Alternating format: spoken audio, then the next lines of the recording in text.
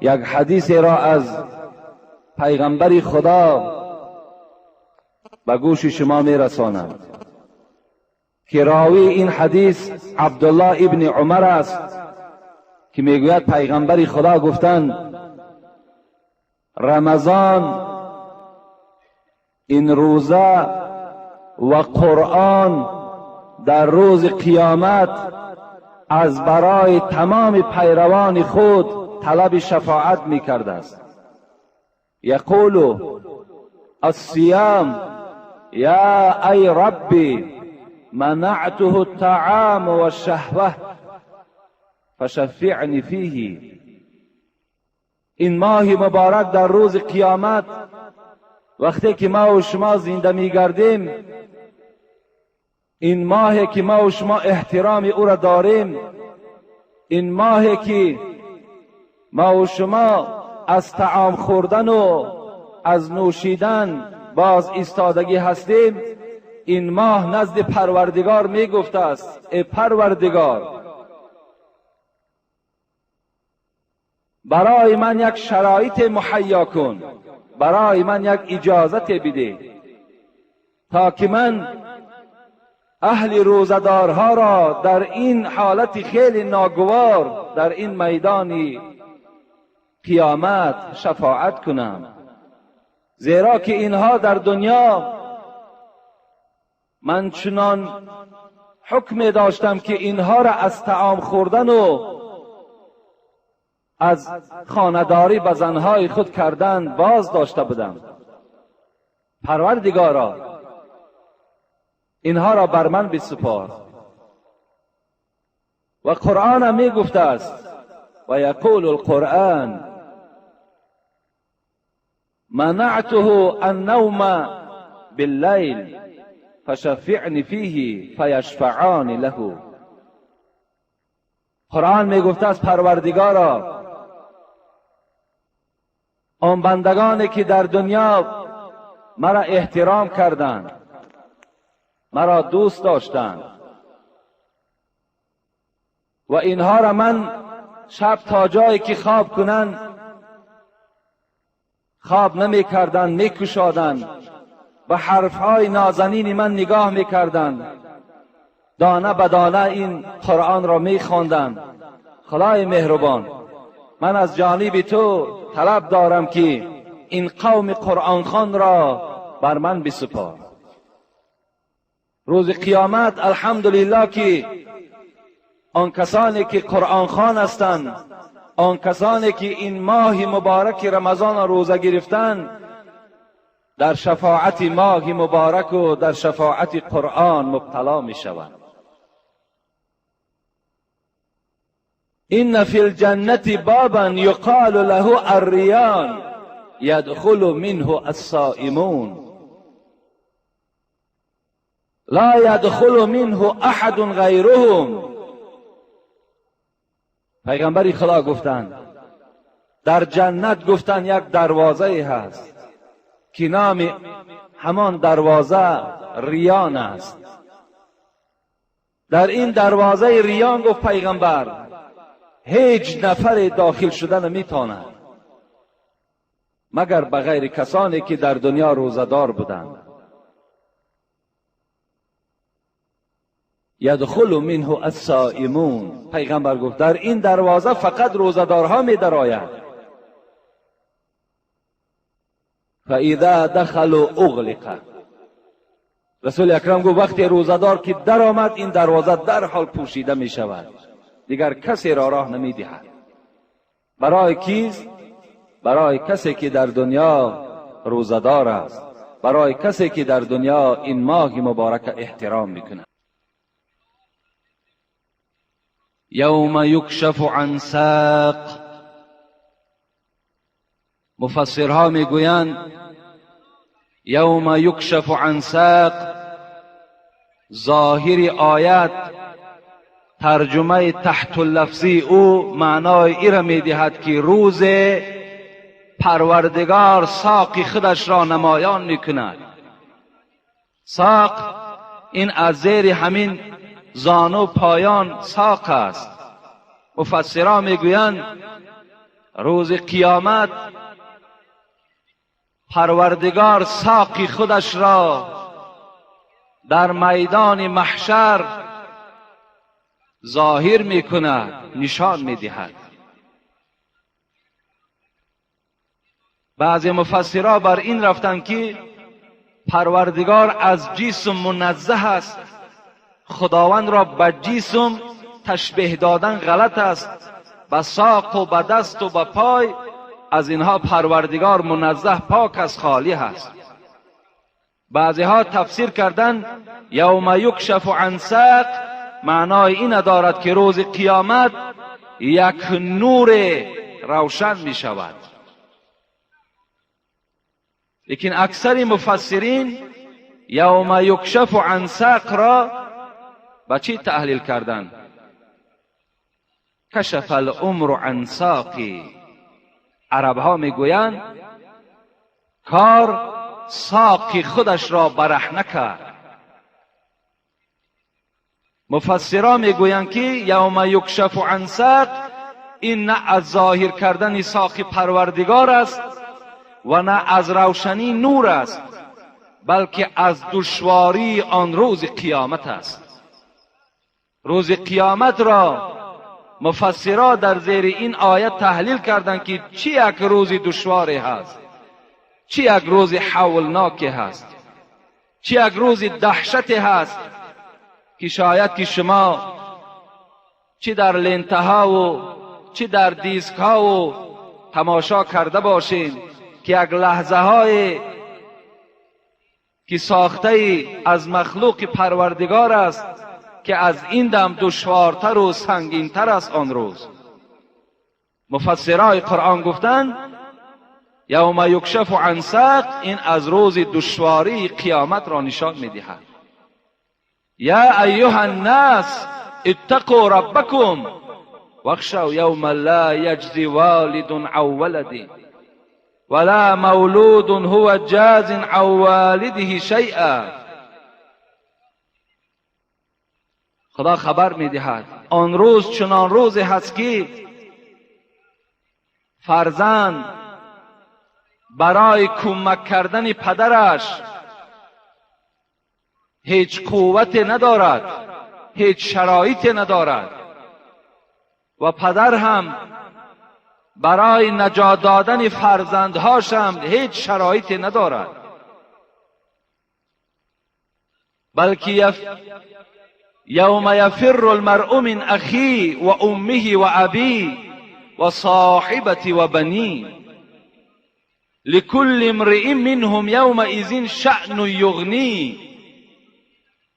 بلکه خدا میگوید آن روز چنان روزی هست که تا جایی که پدر بالای سری فرزند خود سیله کند، فرزند خود در آغوش گیرد، تا جایی که فرزند پدری خود در آغوش گیرد، بلکه از یکدیگر جدا میشوند و میگریزند.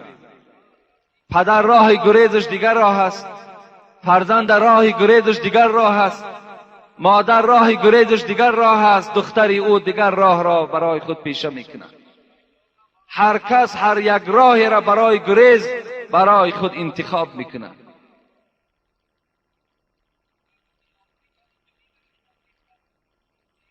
یقول الانسان یومئذ این المفر کلا لا وزر الی ربک یومئذ المستقر.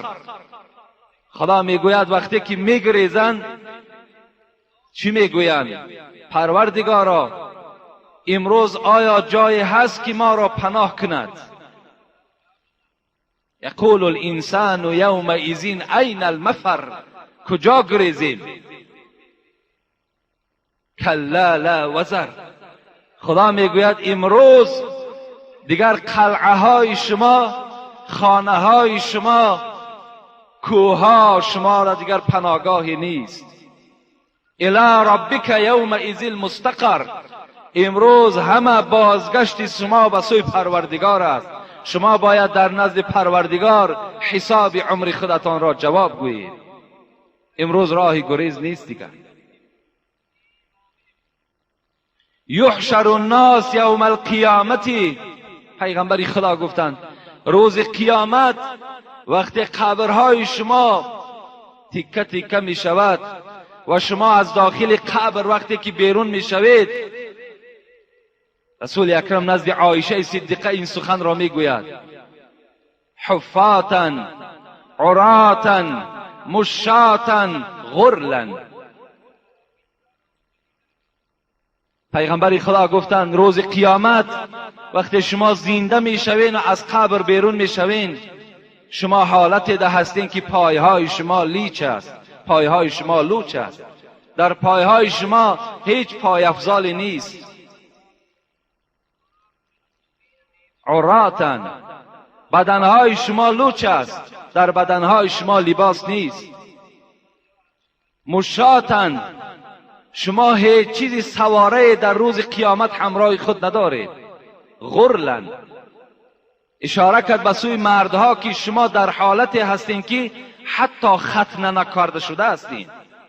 اگرچه در دنیا ختنه هم کرده باشین، روز قیامت شما در حالتی میخیزین که شما ختنه ناشده هستین. حضرت عایشه صدیقه وقتی این سخن شنیدن، اون زنها چه زنهای مسلمانی بودند، یک ترس میگد وجود عایشه را فرا گرفت و گفت: یا رسول الله، النساء والرجال جمیعا ينظر بعضهم الى بعض. ای حبیب خدا، شما گفتید که مردها و زنها همه در حالت عریان از جا میخیزند، یکدیگر را نظر میکنند. وقتی زنها با مردها که آمیخته باشند، این چی یک دهشتی هست، این چی یک بی‌حیایی هست. مردها زنها را تماشا کنن و زنها باشد مردها را تماشا میکنن. رسول اکرم گفتن: یا عایشه، ای عایشه،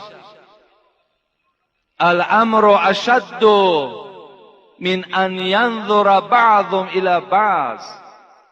ثم قرأ.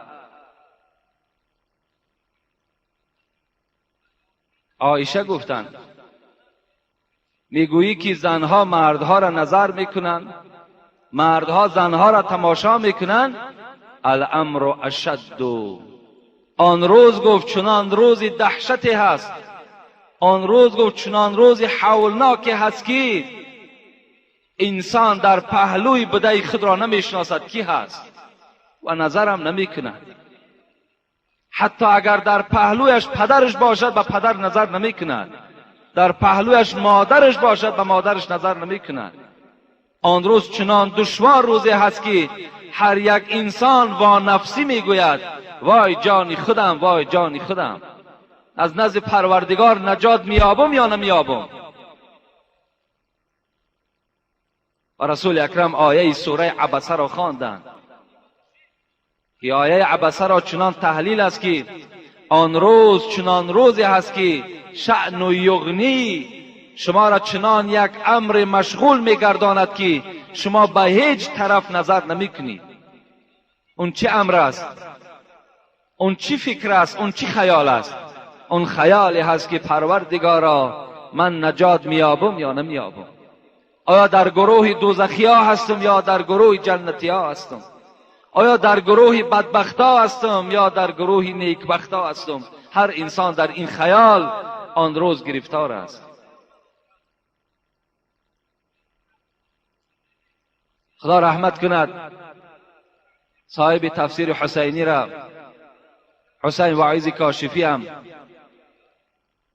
این خیالاتی که در روز قیامت به ما و شما می آید در یک رشته نظم در آوردن که کشتی آمد در دریا شکست، تخته زان کشتی بر بالا نشست، گربه و موش بران تخته بماند، کارشان با یکدیگر پخته بماند. نیزی گربه موش را راهی گریز، نیزی گربه موش را چنگالی تیز، هر دوشان از حول دریای عجم، در تحیر باز مانده خشک و لب. در قیامت این چنین غوغا بود، یعنی آنجا نه تو و نه ما بود. حضرت میگوید من برای شما یک ساده کرده یک مثال میارم که آن روز مثل که یک کشتی در یک دریا غرق می شود، و یک تخته او بالای دریا میبراید و در یک پهلوی تخته گربه هست، در یک پهلوی تخته موش است. اگر اینها در دنیا رو پرو می شدند، هر آینه موش از گربه می گریخت و گربه باشد هجوم بالای موش میکرد. لیکن وقتی که در بالای بحر، در بالای یک تخته هستند، این موش و گربه در یک خیال هستند که آیا از این بحر نجات میابیم یا نمیابیم. در فکر هجوم یکدیگر نیستند، در فکر یکدیگر را پیشادم کال کردن نیستند، بلکه در خیال اینها این است که آیا از این بحر به ساحل میرسیده باشیم یا نمیرسیده باشیم. یعنی آن روز قیامت ما هم چنان حالت فرا میگیرد که آیا نجات میافته باشیم یا نمیافته باشیم. بسیاری از بدبختان همین تاجیک ما و شما وجود دارد که حتی قیامت انکار میکند، به آمدن قیامت باوری ندارد، نماز میخواند، در کار شود نماز جماعت هم اشتراک میکند، لیکن از قیامت باوری ندارد. حتی از زنده شدن روزی قیامت و زنده شدن در قبر باوری ندارد. اینها در بین همین تاجیکان ما و شما هم وجود دارد. وای به حالشان. ایحسب الانسان ان لن نجمع عظاما بلا قادرین علی ان نسوی بنانا. این خداوند از بالای 7 طبقه آسمان ندا دارد، میگوید بعضی از انسانها گمان میبرند که این استخوانهای پوسیده اونها را ما جمع کرده نمیتونیم.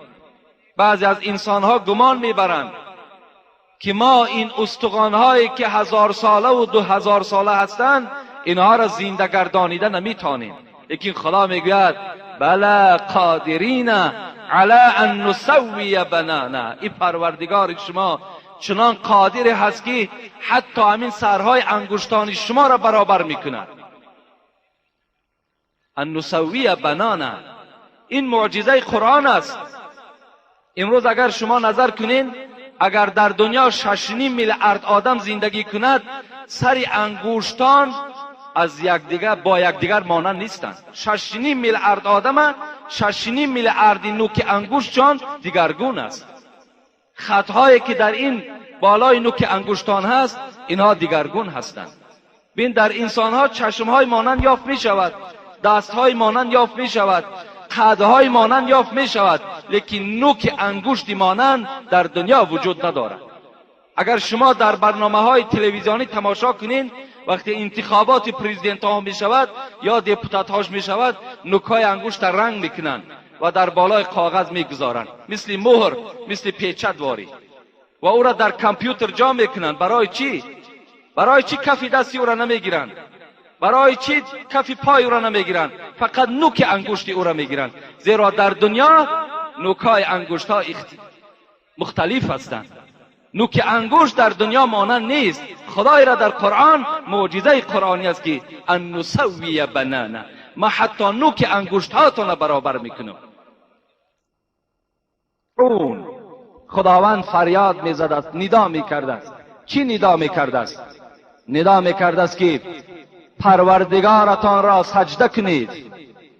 یدعون الی السجود فلا یستطیعون. لیکن یک گروه انسان ها خداوند را در روز قیامت سجده کرده نمیتونند. خدا میگوید طایفه های هستند که خداوند را در روز قیامت که روزی هست که فقط رحمت الهی در کار است،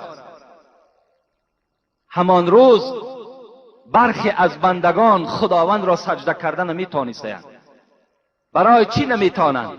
مفسران میگویند که همون انسانهای سجده کرده نمیتونند که میانهای اونها همان ستون مهره که امروز چقدر به آسانی خم و راست میشود، این ستون مهره ها یخ میکنند، یک لخت میشوند، دیگر راست میماند. سجده کرده پروردگار نمیتونند.